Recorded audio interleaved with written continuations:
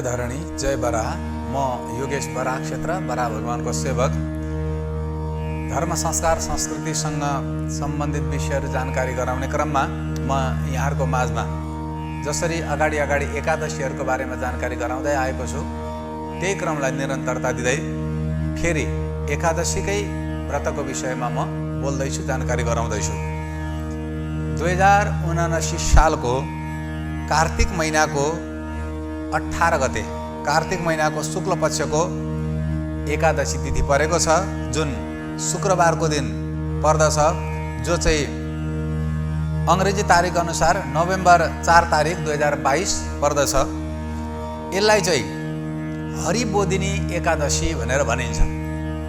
हरि भगवान यहाँ यो एकादशीबाट जाग्नु भएको छ। जस्तो असार महिनाको शुक्ल पक्षको जुन एकादशी हुन्छ त्यसलाई हरिशयनी एकादशी भनेर भनियो। हरि भगवान चाहिँ त्यहाँ शयन गर्नुभयो भने अब चाहिँ हरि भगवान जाग्नुभयो। यहाँबाट सबै किसिमका शुभ कार्यहरू गर्नको निम्ति समय चाहिँ खुला हुन्छ भन्ने पनि हाम्रो मान्यता रहेको छ। र हरिशयनी एकादशीको दिन जो तुलसीलाई रोपिएको थियो, अब तुलसीको विवाह पनि यो एकादशीको दिन गर्ने हाम्रो एउटा परम्परा रहेको छ। धेरै भक्तजनले सोही अनुसार तुलसीको मठमा विवाह आदि कार्यहरू, तुलसी पूजा आदिहरू पनि गर्नुहुन्छ। कतिले त घरमा कमसेकम वर्षमा एकपल्ट केही नभए पनि तुलसीको आहुति त दिने भनेर कर्महरू पनि गराउनुहुन्छ। र यो अब एकादशी नै परेको छ, यही कार्तिक महिनाको 18 गते। र अब यो एकादशी, हरेक एकादशीको उति नै ठुलो महिमा छ। कुनै एकादशी सानो, कुनै एकादशी ठुलो भन्ने होइन। फेरि पनि यी एकादशीहरू जो वर्षमा 24वटा हुन्छन् र जुन वर्ष यानि कि अढाई वर्ष, 2.5देखि 3 वर्षको बिचमा जुन पुरुषोत्तम महिना आउँछ त्यतिखेर अरू 2टा एकादशी थप हुन्छन्। ती सबै एकादशीको समान महिमा छ। र यो हरिबोधिनी जुन एकादशी पर्दैछ, यो हरिबोधिनी एकादशीको महिमा चाहिँ म एकादशी महात्म्यको पुस्तकमा जस्तो उल्लेख छ त्यही अनुसार पुस्तककै आधारमा म यहाँलाई जानकारी गराउँदैछु। एकादशीको दिन सक्नुहुन्छ एकादशीको व्रत बसेर यो कथालाई सुन्नुहोस्। यदि सक्नुहुन्न भने पनि यो कथालाई मात्रै भए पनि सुन्नुहोस्। कुनै विद्वान ब्राह्मण गुरुवर्गहरूको मुखबाट सुन्दा अझै धेरै राम्रो प्रत्यक्ष रूपमा। भएन त्यसरी सुन्न सक्नुहुन्न भने पनि केही नभए पनि आफ्नो आफ्नो संसाधनको माध्यमबाट यही कथालाई तपाईँहरूले सुन्नुहुनेछ। र सुनेर अरूलाई पनि, अरू भएको ठाउँमा पनि यो कथा पुगोस्, त्यसको निम्ति आफ्नो आफ्नो संसाधनबाट यसलाई सेयरहरू पनि गर्न सक्नुहुन्छ। यो पनि यहाँहरूसँग आग्रह गर्दै अब म एकादशीको कथा यानि कि हरिबोधिनी एकादशीको अथवा ठुली एकादशीको कथामा पुस्तकको आधारमा यहाँहरूलाई जानकारी गराउँदैछु। यहाँले एक चित्त भएर, एक भक्त भएर, मनलाई एकाग्र गरेर भाव र श्रद्धाको साथमा सके हात जोडेर नभए पनि घरको काम गर्दै भए पनि यो कथालाई श्रवण गर्नुहुनेछ। अब यो एकादशीको कथा म प्रारम्भ गर्दछु। यो कथा ब्रह्मासँग नारदजीले सोध्नुभयो, त ब्रह्माले नारदलाई सुनाउनु भयो। यही कथा पञ्च पाण्डवहरूले बसेर भगवान कृष्णको मुखारविन्दबाट पनि सुनेका छन्।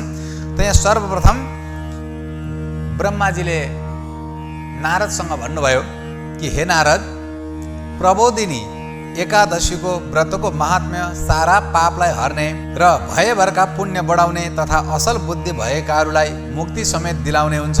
त्यसबारे अब तिमी कथा सुन। अर्थात् प्रबोधिनी, हरिबोधिनी पनि भन्यो, यसलाई ठुली एकादशी पनि भन्यो। प्रबोधिनी शब्दले त्यही तपाईँहरूले बुझ्नुहुनेछ। हे नारद, पृथ्वीमा गङ्गा भागीरथी तबसम्म गर्जन्छ जबसम्म सारा पाप हर्ने हरिबोधिनी एकादशी कार्तिकमा आउँदैन। समुद्रसम्मका सारा तीर्थहरू र पुण्यदायी तलाउहरू तबसम्म गर्जन्छन् जबसम्म कार्तिकमा विष्णु जागा हुने उनको तिथि हरिबोधिनी एकादशी आउँदैन। हजारौं अश्वमेध यज्ञ गरेको फल र 100 करोड राजस्व यज्ञ गरेको पुण्य फल मनुष्यले हरिबोधिनी एकादशीमा गरेको एउटै उपवासले नै प्राप्त गर्दछ।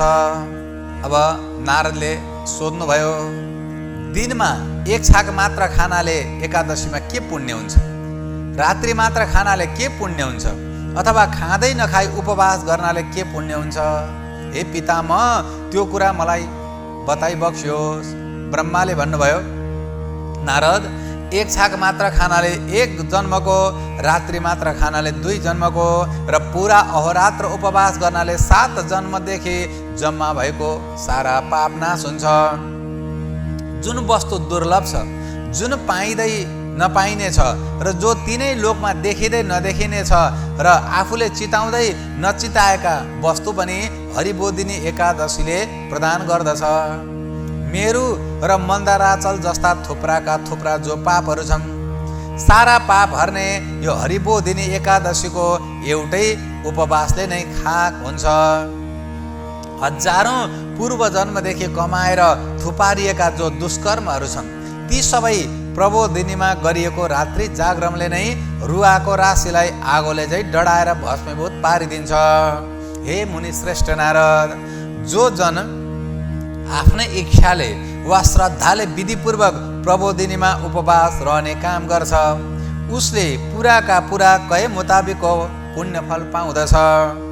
जो मनुष्य कहे मुताबिक विधिपूर्वक असल पुण्य कर्म गर्छ, हे मुनिहरूमा श्रेष्ठ नारद, त्यो पुण्य थोरै भए पनि मेरो पर्वत जत्रो ठुलो पुण्यफल दिने हुन्छ। जो जन विधिहीन भएको मनमाना पुण्य कर्म गरेर भलै मेरो पर्वत जत्रो ढेर लगाओस्, त्यसले एक रत्ती पनि त्यस धर्मको फल पाउँदैन। सन्ध्या नगर्ने, व्रत बन्धका नियम भङ्ग गर्ने, ईश्वर नमान्ने, नास्तिक, वेदको निन्दा गर्ने, धर्मशास्त्रको खण्डन गर्ने यस्ता पापीका शरीरमा धर्म कहिले पनि रहँदैन। सन्ध्याहीने व्रत भ्रष्टे नास्तिके देव निन्दके नै तेषां तिष्ठते देहे धर्मशास्त्र विदूषके। ब्रह्मा भन्नुहुन्छ, हे नारद, गुरुका साथमा या विद्वानका साथमा जो जन घमण्ड गरेर रहन्छ, त्यसको पुण्य कर्म तुरुन्तै नाश हुन्छ र त्यस्तो जन जीवनमा धन वा सन्तति प्राप्त गर्नै सक्दैन। सदाचार नगर्ने मानिसहरूको, वेश्यागमन गर्ने पुरुषहरूको तथा दुष्टको सङ्गत वा सेवा गर्ने त्यस्ता मनुष्यहरूको मुख देख्ने बित्तिकै धर्मले मुन्टो बटार्छ। हे श्रेष्ठ राजा युधिष्ठिर, जो जन पतित नीचहरूका साथ सङ्गत गर्दछ तथा उसको घरमा गइरहने गर्दछ, त्यस्ता जन अवश्य नरकमा जान्छन्। स्वागत, आसन, भोजनले जुन मनुष्यहरूको धर्म नष्ट भएको छ, तिनीहरूको कीर्ति, आयु, सन्तान र सुख सबै नष्ट हुन्छ। जो अधम मनुष्यहरू साधुहरूको अपमान गर्दछन्, ती त्रिवर्ग धर्म अर्थ काम का फलले हीन भएका छँदा नरक रूपी आगोले डढाइन्छन्। जो अधम मनुष्यहरू साधुहरूको अपमान गरेर रमाउँछन्, जो मूर्खहरू त्यस्ता अपमान गर्नेहरूलाई रोक्दैनन्, त्यस्ता ती मनुष्यहरूले नै आफ्नो कुल नाश भएको देख्दछन्। भ्रष्ट आचार विचार हुने जनको, चुगलखोरको, महामूर्ख सटको शरीरले जतिसुकै दान हवन गरे पनि उसको असल गति हुनै सक्दैन। त्यसकारण मनुष्यले आफ्नो कल्याण नहुने तथा लोकद्वारा निन्दा गरिने कुनै पनि काम नगर्नु। तस्मा नत्वा चरेत् किञ्चित् दशुभं लोकगर्हितं सदाचारवता भाव्यं यथा धर्मो न नश्यति। सबैले सधैँ सदाचारी भएर रहनु, जे गर्दा धर्म नाश हुँदैन। जो मनुष्यहरू तन मनले म प्रबोधिनीको व्रत गर्नेछु भन्ने ध्यान गरिरहन्छ अर्थात् चिताइरहन्छन्, त्यस्ता जनको 100 जन्म पहिलेदेखिको पाप पनि बिलाएर जान्छ। जो जन प्रबोधिनीको रातभरि जागरण गर्दछ, त्यसले आफ्ना त्यस पुण्यले बितेका, आउने र भइरहेका अर्थात् पछाडिका, अगाडिका र वर्तमान 10,000 आफ्ना वंशजलाई तुरुन्तै विष्णुलोकमा पुर्याउँदछ। अनि पूर्वका कर्मले उत्पन्न भएका नारकीय दुःखहरूद्वारा छुटेका उसका पितृहरू खुसी हुँदै सजधजका साथ विष्णुको लोकमा निवास गर्दछन्। जुन जनले ब्रह्महत्या आदि घोर पाप गरेर पनि यदि उसले प्रबोधिनीको रातभर जागरण गर्यो भने उसका सबै पापहरू धोइएर हे मुनि त्यो जन निष्पाप हुन्छ। जुन पुण्यफल विधिपूर्वक गरिएका अश्वमेधादि यज्ञहरूले पनि पाउन कठिन छ, त्यो पुण्यफल प्रबोधिनीमा व्रतपूर्वक रातभर जागरण गर्यो भने सजिलैसित प्राप्त हुन्छ। समस्त तीर्थहरूमा डुबुल्की मारेर अर्थात् नुहाएर तथा गाई सुन जग्गा दान गरेर पनि त्यति ठुलो पुण्यफल पाइँदैन जति ठुलो पुण्यफल हरि बोधिनीको रातभर हरिको कीर्तन गर्दै जागरण गरेर पाइन्छ। हे मुनि शार्दुल नारद, त्यही नै पुण्यात्मा जन्मिएको हो, त्यसले नै आफ्नो कुललाई पवित्र पार्दछ, जसले कार्तिक महिनामा हरि बोधिनीको विधिपूर्वक व्रत पूजा जागरण गरेको छ। जस्तो मनुष्यहरूको मृत्यु निश्चित छ, त्यस्तै एक दिन धन नाश हुनु पनि निश्चित छ। यस्तो कुरा जानेर अवश्य नै विष्णुको दिन हरिबोधिनीको व्रत पूजा जागरण गर्नै पर्दछ। तिनै लोकमा जो कोही यानि भयभरका तीर्थहरू पनि छन्, जति पनि छन् ती सबै तीर्थहरू त्यसका घरमा सदा रहन्छन्, जो जन राम्रोसित विधिपूर्वक हरिबोधिनी एकादशीको व्रत गर्दछ। सर्वकृत्यं परित्यज्य तुष्ट्यर्थं चक्रपाणिन उपोष्यैकादशी रम्या कार्तिके हरिबोधिनी। सारा कर्मलाई त्यागेर पनि चक्रपाणी हरि भगवानको प्रसन्नताका लागि अर्थात् हरिलाई प्रसन्न पार्न अत्यन्त सुन्दर यानि अति उत्तम हरिबोधिनी एकादशीको व्रत कार्तिकमा गर्नुपर्छ। त्यही जन ज्ञानी हो, त्यही जन योगी हो, त्यही जन तपस्वी हो, त्यही जन जितेन्द्रिय हो। मृत्यु लोकको सुख भोग र मरेपछिको मोक्ष पनि त्यसैको रहन्छ जसले हरिबोधिनीको व्रत गर्दछ। धर्मको सार अर्थात् धर्मको तत्त्वलाई दिने वाली यो हरिबोधिनी एकादशी विष्णु भगवानको अत्यन्त प्रिय छ। जीवनमा एकैपल्ट पनि यसको व्रत गर्यो भने त्यो मनुष्य मुक्तिको भागी हुन्छ। हे नारद, हरिबोधिनीको व्रत गरेपछि त्यो व्रत गर्नेले फेरि गर्भमा प्रवेश गर्दैन। त्यसकारण अरू सबै धर्महरूलाई छाडेर पनि त्यस दिन हरिबोधिनीको व्रत मनुष्यले गर्नुपर्छ। कर्मले, मनले, वचनले जुन पाप आजसम्म थुपारिएको छ, प्रबोधिनीमा जागरण गरे हुँदै गोविन्द भगवानले त्यसलाई बगाइदिनुहुन्छ। हे बाबु नारद, हरिबोधिनी एकादशीमा जनार्दन भगवानको उद्देश्य गरेर अर्थात् उहाँको नाममा मनुष्यहरूले जो स्नान, दान, जप, होम आदि गरिन्छ त्यो सब अक्षय ननाशिने हुन्छ। जो मनुष्यहरू हरिबोधिनीको व्रत बसेर त्यस दिन भक्तिपूर्वक माधव भगवानको पूजा गर्दछन् ती जनहरू 100 जन्मदेखि थुप्रिँदै आएका पापबाट छुट्दछन्। यो अत्यन्त ठुलो व्रतले ठुला ठुला पापका समूहहरूलाई पनि नाश गरिदिन्छ। तसर्थ विष्णुको जागा हुने दिन हरिबोधिनी एकादशीको दिन विधिपूर्वक सबैले उपवास व्रत गर्नै पर्दछ। यस व्रतद्वारा भगवान जनार्दनलाई सन्तुष्ट पारेर त्यो व्रती मनुष्य सारा दिशाहरूलाई झलमल पार्दै हरि भगवानको धाममा खटाखट जान्छ। हे ऋषि श्रेष्ठ, हे नारद, कार्तिकमा पर्ने प्रबोधिनी एकादशीलाई कान्ति व कीर्ति चाहने मनुष्यले परिश्रम पूर्वक पनि गर्नै पर्दछ। हे बाबु नारद, बालक कालमा, यौवन अवस्थामा तथा बुढो भएपछि पनि जुन पाप 100 करोड जन्मदेखि गरेर थुपारिएका छन् त्यो पाप थोरै होस् अथवा धेरै होस्, नारद, सुकेको पुरानो होस् अथवा गिलो ताजा होस् अथवा एकदम गुप्त पाप होस्, त्यो सबै पाप गर्न हरिबोधिनी एकादशीका दिन भक्तिपूर्वक गोविन्दको पूजा गर्यो भने त्यो पूजनले सफा पारेर पखालिदिन्छ। यस एकादशीको व्रत बसेर हरिको पूजा गर्नेलाई हरिबोधिनी एकादशीले धन धान्य थुपारिदिन्छ, पुण्य बढाइदिन्छ, ठुला ठुला पाप हटाइदिन्छ। यदि कसैले भक्तिपूर्वक त्यसको उपासना गर्यो भने त्यसलाई कुनै कुराको दुर्लभ हुँदैन। चन्द्र सूर्यको ग्रहणमा गरिएका दान, ध्यान, जपको जो फल बताइएको छ, प्रबोधिनीमा रात्रि जागरण गर्नेले त्यसको 1000 गुणा बेसी फल पाउँछ भनिएको छ। प्रबोधिनीमा जो स्नान, दान, जप, होम, स्वाध्याय र हरिको पूजा गरिन्छ त्यो सब अघि पछिको भन्दा करोड गुणा बराबरको पुण्यफल दिने हुन्छ।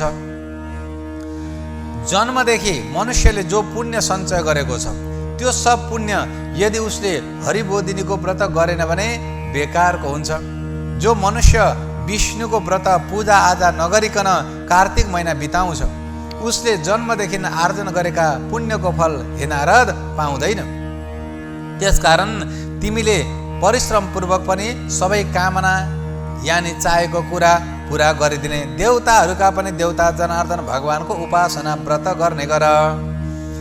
विष्णु भक्तिमा तत्पर रहने जो कुनै व्यक्तिले पनि कार्तिकभरि अर्काको अन्न त्याग्नुपर्छ, अर्थात् खानुहुन्न। कार्तिकमा अर्काको अन्न नखानाले चान्द्रायण प्रायश्चित गरेको फल प्राप्त हुन्छ। कार्तिकमा सत्शास्त्रका कथा भन्नाले सुन्नाले मधुसूदन भगवान जस्तो प्रसन्न हुनुहुन्छ त्यस्तो प्रसन्न अरू यज्ञ वा दान वा हात्ती घोडाका दानले पनि हुनुहुन्न। ये कुर्वन्ति कथां विष्णुर ये शृण्वन्ति समाहिता, श्लोकं वा श्लोकपादं वा कार्तिके गोशतं फलम्। सर्वधर्मान् परित्यज्य ममाग्रे कार्तिके नरै, शास्त्रावधारणं कार्यं श्रोतव्यं च सदा मुने। जो मनुष्यहरू कार्तिकमा एकै श्लोक वा आधा श्लोक वा एकै पाउ पनि विष्णुको कथा लाउँछन् अथवा सावधान भएर सुन्दछन्, त्यो कथन श्रवणले 100 गोदान गरेको पुण्य फल मिल्दछ। कार्तिक महिनामा सबै मनुष्यहरूले अरू धर्म कर्म छोडेर मेरो मूर्तिको सामु रही हे मुनि सधैँ सत्शास्त्रको अवलोकन वा सुन्ने काम गर्नुपर्छ। हे मुनि श्रेष्ठ, कल्याणार्थ वा लोभ बुद्धिले अर्थात् द्रव्य लाभका लागि पनि यदि जो मनुष्य कार्तिकमा हरिको कथा कहन्छ वा सुन्दछ उसले आफ्ना 100 कुल वंशलाई उद्धार गर्दछ। जो मनुष्य दिनौ सत्शास्त्र पुराण आदि सुनेर कार्तिक महिना बिताउँछ उसले आफ्ना सारा पापलाई डढाउँछ र 10,000 यज्ञ गरेको फल पाउँछ। जो मनुष्य नियमपूर्वक चतुर्मासाभरि नै विष्णु भगवानको कथा सुन्ने गर्छ, विशेष गरेर कार्तिकमा अवश्य सुन्ने गर्छ भने उसले 1000 गाई दान गरेको फल पाउँछ।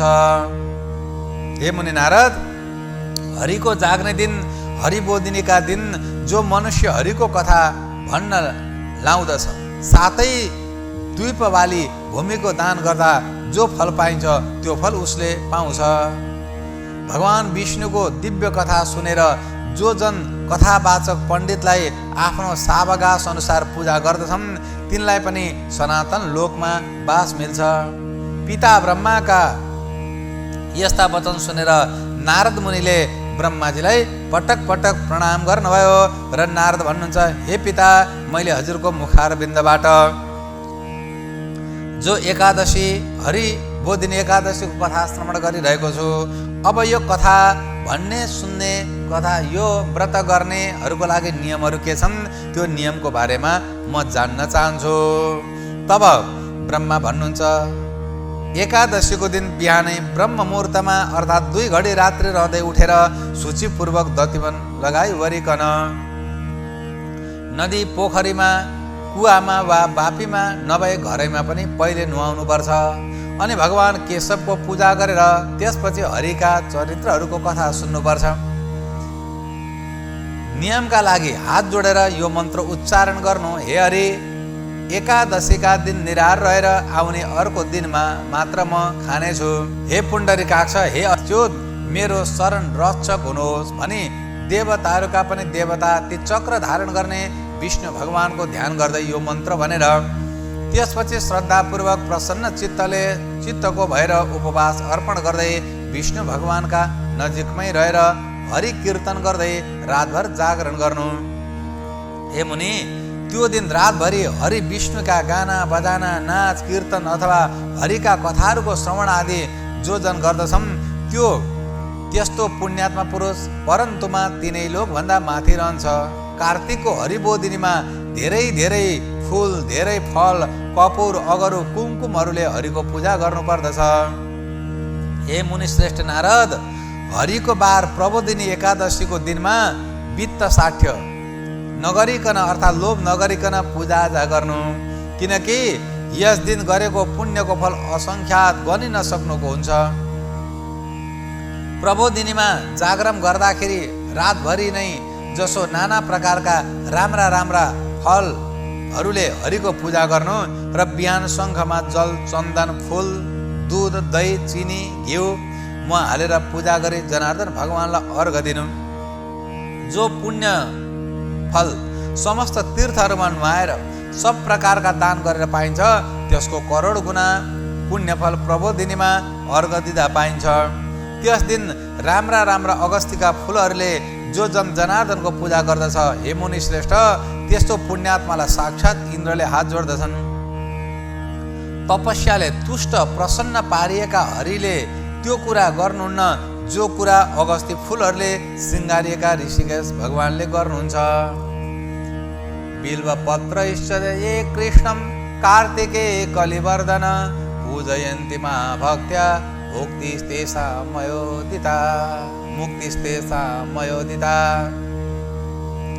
हे कलि वर्धन नारद, जो जन कार्तिकमा श्री कृष्णलाई बेलका पत्रहरूले ठुलो भक्तिपूर्वक पूजा गर्दछ, ती सबैलाई मैले बताएको मुक्ति मिल्दछ। जो जन कार्तिकमा तुलसीका पत्र पुष्पले जनार्दन भगवानको पूजा गर्दछन्, तिनले 10,000 वर्षदेखि गरिआएका आफ्ना सारा पापकन खाक गरिदिन्छन्। दर्शन गरिए कि, छोइए कि, अथवा ध्यान गरिए कि, कीर्तन गरिए कि, स्तुति गरिए कि, रोपिए कि, सेचिए कि र सधैँ पूजा गरिए कि, तुलसी कल्याणकारिणी हुन्छन्। हेर्नुहोस् त भक्तजन, यहाँनिर तुलसी तुलसी हो। तुलसीका वृक्ष सबै वन्दनीय छन्, तर जसले घरमा तुलसीलाई राखेका छन्, नित्य दर्शन गरिन्छन् जुन तुलसीको, जो नित्य छोइन्छन् यानि कि त्यसलाई गोडमेल गरिन्छ, त्यस्तै ध्यान गरिन्छन् जुन तुलसीको मठमा, कीर्तन गरिन्छन् जुन स्तुतिको नित्य तुलसीको स्तुति आदि पनि गरिन्छन्। अनि जो रोपिएकी हुन्, सेचिएकी छन्, जल दिनै पछि प्रदान गरिन्छ र सधैँ पूजा गरिन्छन् नि, हो यस्ती तुलसी आफ्ना साधना गर्नेहरूको लागि, साधकहरूको लागि सबै प्रकारले वरदान दिनेवाली बन्छन्। तसर्थ घरमै तुलसीलाई रोपेर त्यस्ता कर्महरू गर्नुपर्दछ। स्वयं भगवान नै भन्नुहुन्छ र ब्रह्माले पनि भन्नुभएको छ, यस्ता 9 प्रकारले जो जन प्रतिदिन तुलसीको भक्ति गर्दछ, त्यस्ता जन हजारौं करोड युगसम्म हरिको घर वैकुण्ठमा बास गर्दछन्। हे मुनि नारद, रोपिएकी तुलसीले जति जरा फैलाउँछे त्यति 1000 युगसम्म सुकृत पुण्य फैलाउँछे, अर्थात् बढाउँछे। जुन पुरुषद्वारा रोपिएको तुलसी जबसम्म आफ्ना हाँगा बिगा शाखा प्रशाखाहरूले र उसका बिया पुष्प र पत्रले पृथ्वी तलमा बढिरहन्छन्, ती पुरुषका कुलमा जो जन्मिएका छन्, जो पनि जन्मनेछन् र जो बितिसके, ती सब जनको 2000 कल्प वर्षसम्म हरिको घरमा अर्थात् वैकुण्ठमा बास हुन्छ।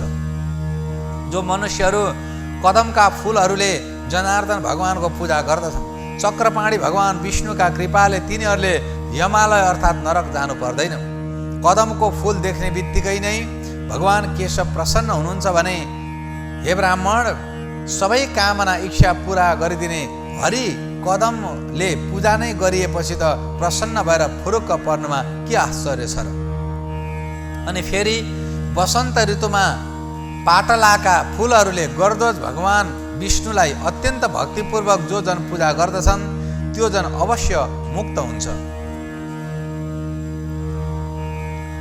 जो जन मौलशिर्य अशोक कुसुमका फुलहरूले जगतपति विष्णुको पूजा गर्दछन्, ती जन जबसम्म चन्द्रमा सूर्य रहन्छन् तबसम्म शोक सुरता रहित हुन्छन्।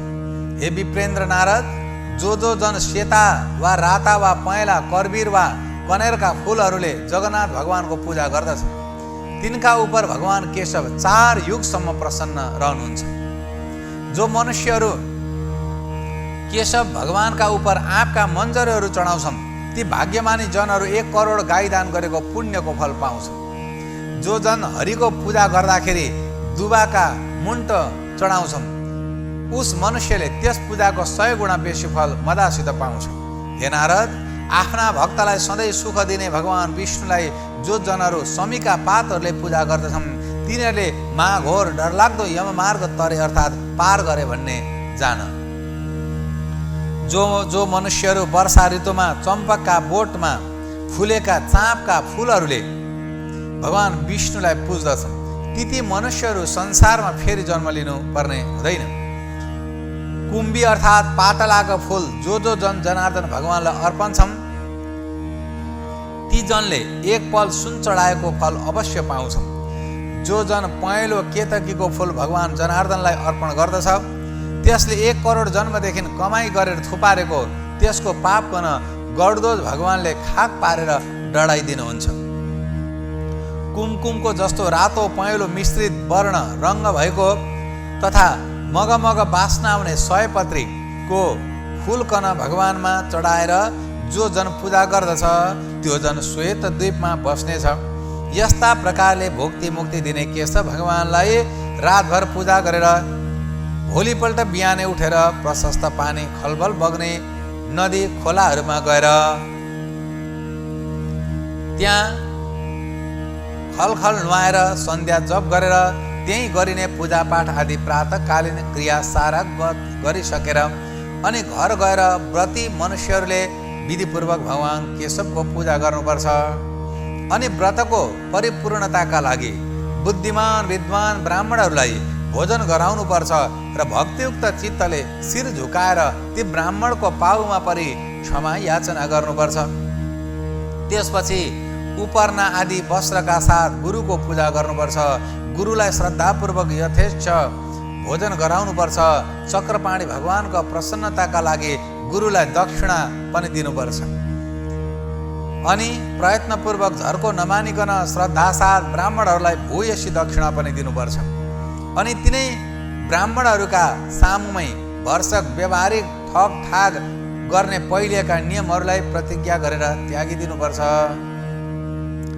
ब्राह्मणहरूका सामु त्यस्तो प्रतिज्ञा वचन भनेर तिनीहरूलाई शक्ति अनुसार भेटी घाटी फलफुल जो जुर्छ दिएर तिनलाई बिदा दिनुपर्छ। त्यस्तै हे नारद, रात्रि 1 छाक मात्रै खाने नियममा रहेको व्रती मनुष्यले पनि बेस विद्वानहरूलाई यथेच्छ भोजन गराउनुपर्छ। थपेको वा मागेर नखाने व्रतरूपी नियममा रहेको जनले व्रतको समाप्तिमा सुन सहितको हट्टाकट्टा गोरु दान गर्नुपर्छ। चतुर्मासाभरि अभक्ष्य नखाने व्रत जुन जनले गरेको छ उसले व्रत समाप्तिमा दक्षिणा सहित गाई दान गर्नुपर्छ। चतुर्मासभरि जुन मनुष्यले अमलाले नुहाउने व्रत गरेको छ उसले व्रत समाप्तिमा दही र मह दान गर्नुपर्छ। अनि जसले चतुर्मासाभरि फल मात्र खाएर बस्छु भन्ने नियम लिएको छ व्रतको समाप्तिमा उसले फलहरूकै दान गर्नुपर्छ। तेल दान गर्नु भनेको ठाउँमा घिउ दान गरे हुन्छ।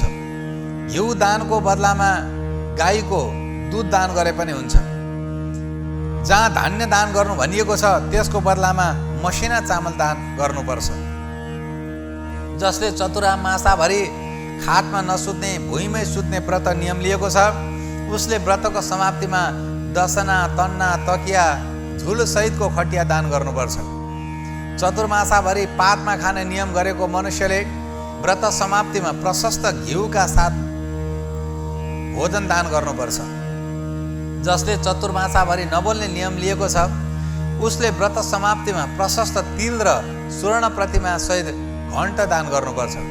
जसले चतुर्मासाभरि घिउ तेल नखाने नियम लिएको छ उसले व्रत समाप्तिमा ब्राह्मणका दम्पतिलाई प्रशस्त घिउका साथ भोजन दिनुपर्छ।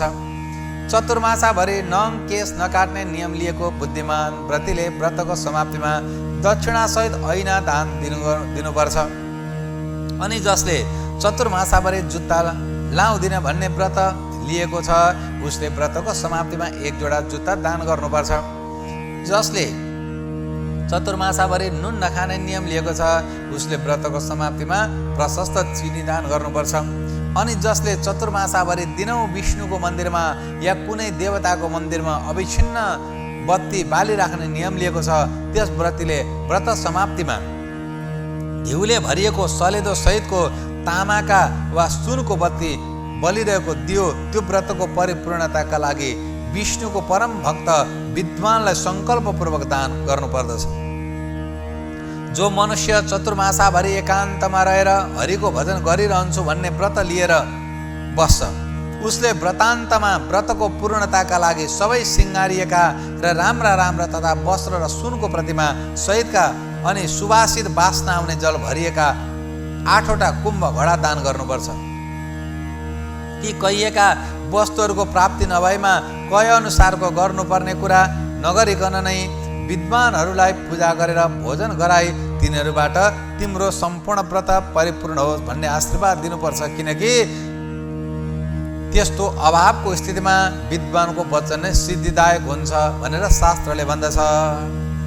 अनि विद्वानहरूलाई ढोगेर बिदा दिनु, त्यसपछि आफूले भोजन गर्नुपर्दछ। यस्ता प्रकारले चतुर्मासाभरि जो वस्तु त्यागेको छ त्यसको समाप्ति गर्ने काम गर्नु। हे राजेन्द्र, जो बुद्धिमान मनुष्य यस प्रकारको आचरण गर्दछ त्यो मनुष्य ती दानहरूको अनन्त अर्थात् कहिले नसकिने पुण्यफल पाउँछ। आखिरमा मृत्युपछि त्यो जन सोझै विष्णुको पुर वैकुण्ठमा जान्छ। जो जन यस्ता प्रकारले अभिज्ञतापूर्वक अर्थात् बीचबीचमा नछोडिकन चतुर्मासाको व्रत समाप्त गर्दछ त्यो जन कृत्य हुन्छ र फेरि मृत्युलोकमा मान्छे वा प्राणी भएर जन्मदैन, सधैँ विष्णुलोकमै रहिरहन्छ। यी सब कुरा विधिपूर्वक अर्थात् बताए बमोजिम गर्यो भने व्रत यानि चतुर्मासाको नियम परिपूर्ण हुन्छ। तर यदि ती व्रत गलत तरिकाले अर्थात् बेविधिले मनमानिसित गर्यो भने त्यस्तो व्रती अर्को जन्ममा मृत्युलोकमा नराम्रो गतिलाई प्राप्त भएर जन्मनेछ। हे राजन युधिष्ठिर, यहाँ तिमीले मलाई जो कुरा सोध्यौ त्यो सारा कुरा मैले तिमीलाई बेली विस्तारपूर्वक बताइदिएँ। यो मैले तिमीलाई सुनाएको 24 एकादशीको महात्म्य जो जन कार्तिकभरि पाठ गर्दछ अथवा कथावाचक पवित्र संयमी ब्राह्मणद्वारा सुन्दछ उसले 1000 गाई दान गरेको पुण्यफल पाउँदछ। यसरी भगवान श्रीकृष्णले युधिष्ठिरलाई र ब्रह्माले नारदजीलाई यो हरिबोधिनी जो कार्तिक महिनाको शुक्ल पक्षमा पर्दछ यो एकादशीको व्रत महिमा बताउनु भयो, जसलाई मैले मूल ग्रन्थबाटै जस्ताको तस्तै तपाईँहरूलाई श्रवण गराएको छु। सबैले यसलाई भाव र श्रद्धाको साथमा श्रवण गरेर अरूहरूलाई पनि जानकारी गराउनु हुनेछ।